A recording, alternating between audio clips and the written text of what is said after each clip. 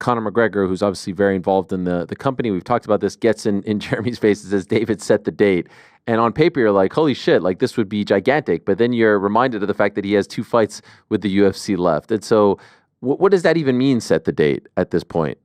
And I mean, look, it's awesome, right? I mean, anytime you get those kind of moments, it's look at that. It's awesome. But I mean, I can't do it, obviously, unless the UFC wanted to do something with us, and they don't need us for anything. But maybe they would, right?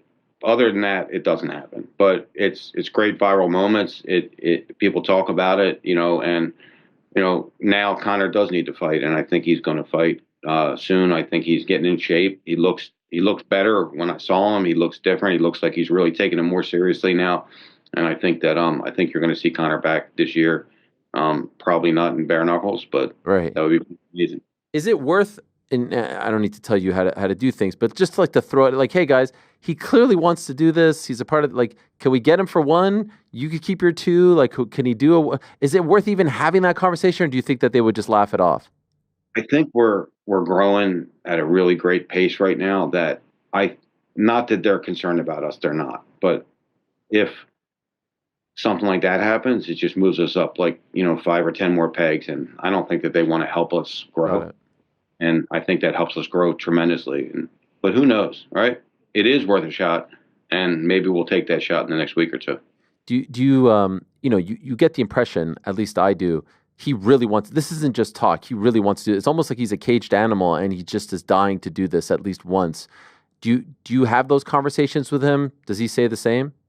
Yeah, he wants it. I mean, he says, I have 2 fights left and then we're going to do it. I'm definitely fighting here. He says it all the time. And he's like, look what he said. Dave, make the date, make the date. I mean, it was awesome, but look, and I don't ever want to say the wrong thing because I don't need any letters sent to me either. Sure, and I have to do that. So I have to tiptoe around the way I say things, but he did tell me to make the date. And obviously there's a lot that would go into making that date. But I mean, wow. Right? Yeah. Him versus Jeremy Stephens, him versus Mike Perry. Wow. It would be amazing. Could I ask, just from an ego perspective, you built BKFC, you founded it, all this stuff. And then he comes and he has such a big ego. And even like in the face-offs, it's not common where you have 2 guys standing there and stuff like that. And I'm just wondering how Dave Feldman reacts in those moments. A lot of people come up to me and they say, why are you letting Conor in the middle? Why are you doing that? And I said, why did we bring him in? We didn't bring him in to sit in the background. We brought him in to get in the middle of the fighters. We brought him in to talk.